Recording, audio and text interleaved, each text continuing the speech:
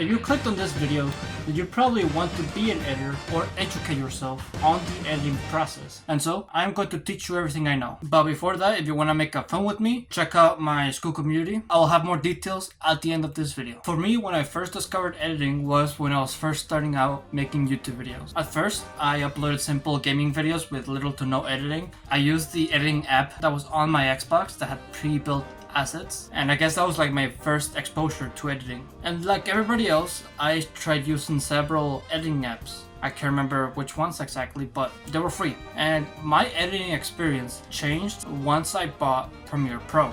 It's not like I'm sponsored or anything, but Premiere Pro is the best editing app out there. And the best features I would say would be the fact that it's really easy to make effects and really easy to get effects. Most people say that it's complicated. I disagree. Maybe it's because I'm used to it, but I believe that if you master Premiere Pro, then you'll know a lot about editing. And for the longest time, I thought that what made a great editor was the great effects. You know, having great motion graphics and animations on screen. I thought that's what made a great editor, but that couldn't be further from the truth. The reason why a lot of people have this perception is because of a lot of movies relying on effects too much, specifically superhero movies. And superhero movies are really popular and make a lot of money. And this is due to the fact that action sells. Even movies that don't have like superheroes in them but still have action still make a lot of money. Just take Bullet Train or the Fast and Furious franchise.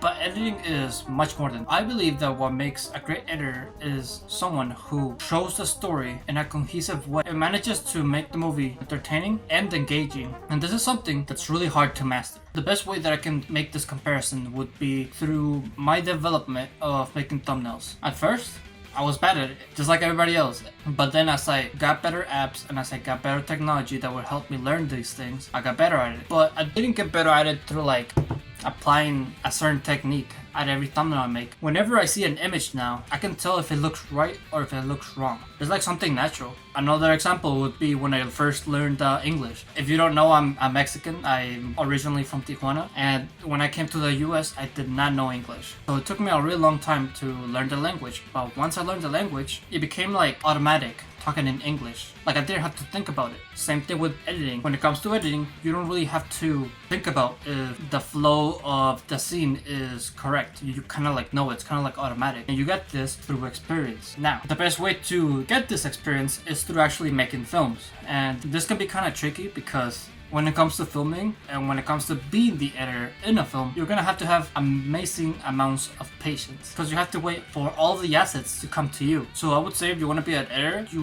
really have to be a good person that plans really well. That's why editors are involved in every aspect of the filmmaking process. They have to think, does this shot flow correctly with this shot? Does the sound on this scene make sense? Are effects needed on a scene like this? And this is something that you have to think about all the way from the pre-production process. When it comes to the production process, you kind of just like confirm that the things that you were thinking about are true. And then in the post-production process, you put everything together. This is a mistake that I had when it came to one of my first short films that I did by myself. I kind of struggled to figure out what type of music I wanted to add. Sure, I did know like the tone that I wanted to go for, but I heavily struggled when it came to presenting that with music. Same thing with effects. I feel like I relied too much on effects. I feel like the one scene where I did when the phone call shows up, it wasn't necessary to use effects there, but sure, I used them. It's a matter of trial and error. You eventually are going to make these mistakes, especially if you are filming alone. Well, when you're filming alone, there's no one to hold you accountable and somebody to remind you how things are supposed to go. Another challenge that might come up if you're trying to be like a film editor would be the fact that whenever you're editing, you're probably going to have like the director or somebody else next to you, working with you on the editing process. If you're anything like me, I work better when I'm alone when it comes to editing, because if there's somebody next to me talking to me, I feel like I get distracted and I wouldn't work as well.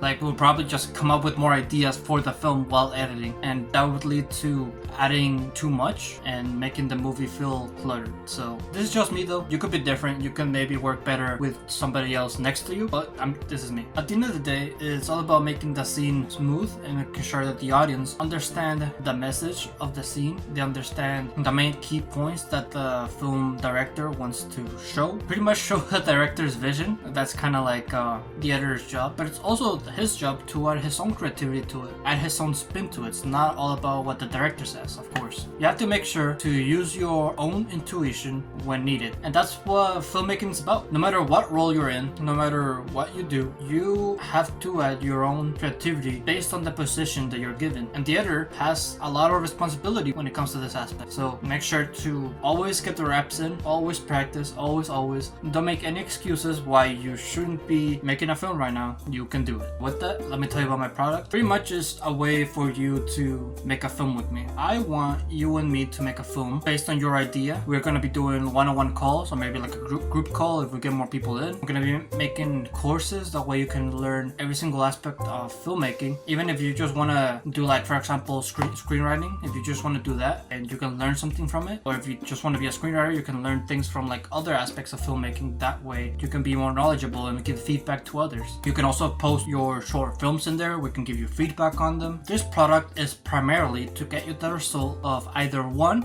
bettering your filmmaking skills, or 2, making your first film. So right now it is August 2nd and the price for my product is $25, but this $20 price will only be for one person. So if you want to lock in at that price, make sure to click the link in the description and join my community today. So with that, thank you for watching this video. If you like, be sure to leave a like, subscribe if you're new or if you like my channel, and always remember to live your life like there's no tomorrow.